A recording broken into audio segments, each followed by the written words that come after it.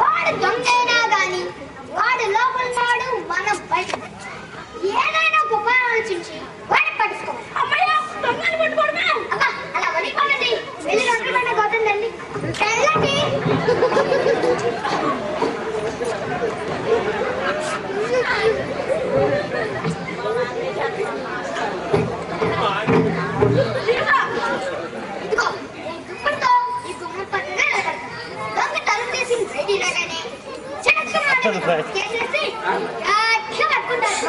ఇప్పుడు నేను వాళ్ళు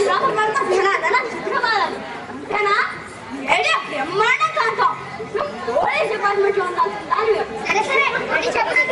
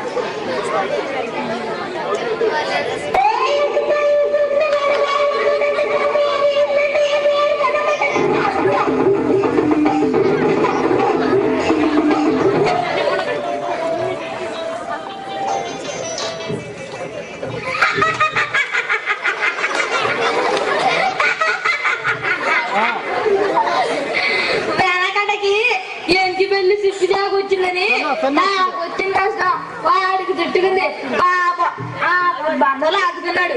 కాకపోతే పొద్దుడు పొందరమ్మడానికి వచ్చినప్పుడు ఈ ఇంటి ఇళ్ళలో అక్కడే తెలుగుతో దద్దమ్మనుకున్నాను. కానీ ఇప్పుడు తెలిసింది దొందేనని.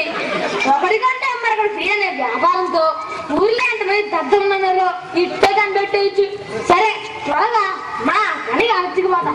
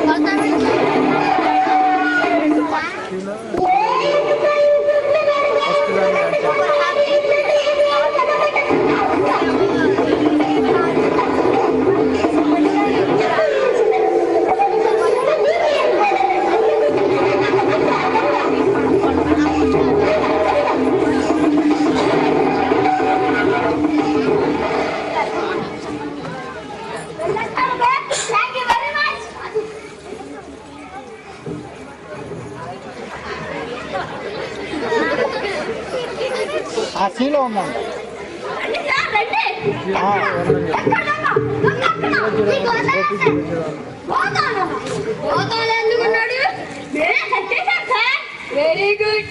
ఇలాంటి తెలివి ధైర్యం గలవాడు ఊరూరా ఉంటే మా డిపార్ట్మెంట్ వాళ్ళకి సగం పని తప్పుతుందన్నమాట. అప్పుడు సగం పోయింది ప్రభుత్వం ఉద్యోగం తీసేదన్నమాట.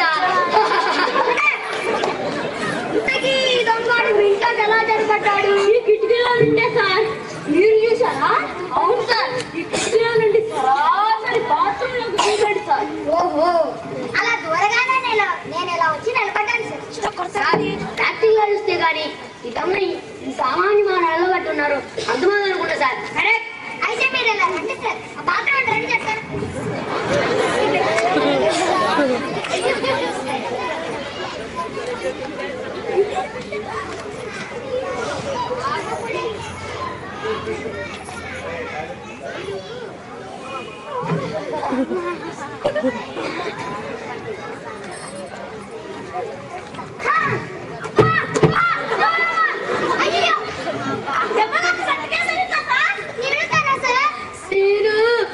బాగుపడింది సార్.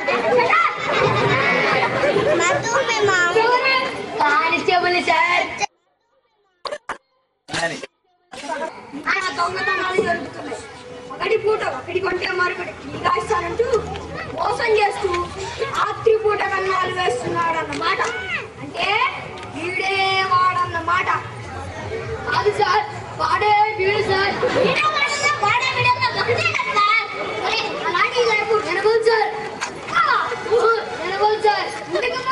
ఎందుకంటే ఇది నాడి సార్, ఇది నాకే సార్. అవును సార్, మామిడి కూడా సేమ్ ప్లేస్ సార్, అది సేమ్ స్టోరీ సార్. అందుకని ఈ కేసు కట్టేస్తాను సార్. ఇప్పటికే ఏమీ చేయలేని ఎస్ఐనని ముద్ర పడిపోయింది కనుక నేనే వీడిని కొడతాను. ఇప్పుడు నేను వీడిని కొడితే చిన్నప్పుడు వాళ్ళ అమ్మ దగ్గర తాగిన ఉక్కు పాలు కట్టాలి. నేను కొడతాను, నేను కొడతానని ఇలా మీరే కొట్టుకున్న బదులు డైరెక్ట్ గా ఈ గోతాలో ఉన్నవంటి ఇద్దరు కలిపే కొట్టొస్తా. ఈ సంగతి చాలా బాగుంది. ఏమైందయ్యా? నేను కొట్టాను సార్. కొట్టావా? కొట్టాను సార్. ఏంటయ్యా నేను కొడతాను ఎస్తాను ఎత్తించావా సార్? ఈ సెంచరీ వీడి దొరకకుందో తెలియదు, కాళ్ళకున్నాయో తెలియదు. ఒకవేళ మన దెబ్బకు పడితే పగిలిందనుకోండి, ఆ వార్తని ఫుల్ సైజ్ ఫోటో తీసి హౌస్ తీస్తే మన తల్లి పక్కన వేస్తారు.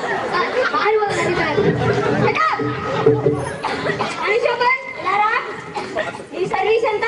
10 సంవత్సరాలు సార్. మరి నా సర్వీస్ 20 సంవత్సరాలు సార్. అందుకే షడప్ అండ్ ఫార్వర్డ్.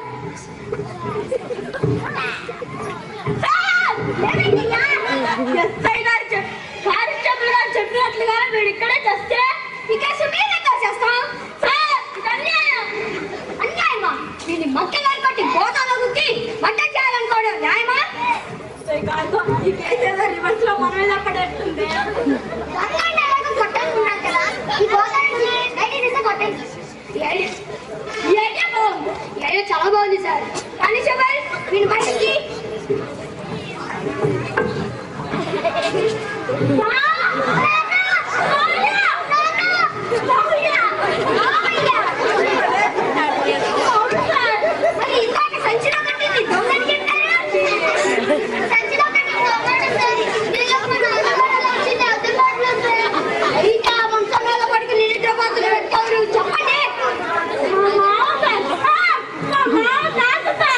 అయితే ఆ మంచం మీద పడుకుని నిద్రపోతున్నట్టే నిజమైన దొంగ అయి ఉంటాడు.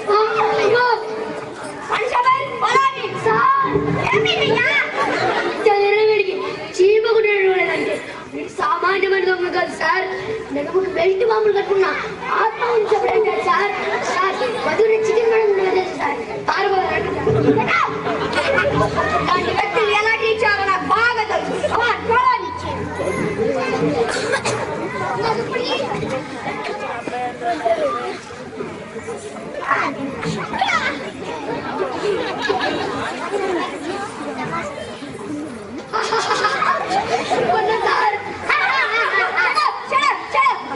ఇలాంటి మామూలు మనుషులే మమ్మల్ని కోతికమ్మట్టి ఆట ఆడిస్తుంటే ఇంకా గూండాలు రౌడీ షీటర్లు మమ్మల్ని ఎలా ఆడిస్తారు అసలు చెప్పండి. దొంగ నువ్వా నువ్వా నువ్వా? మేమే కదా సార్ మీకు ఫోన్ చేసింది. సార్ అయ్యో ఇదంతా ఏంటమ్మాయి?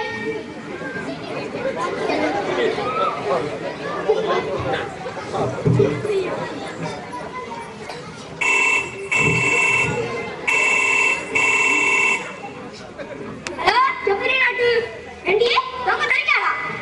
ఒకటి కొట్టే మనకు ఫ్రీ అంటే గాంధీనగర్ లో దొరికాడా? అయితే వన్ వెంటనే చెల్లో వెంటనే బయలుదేరి వస్తున్నారు.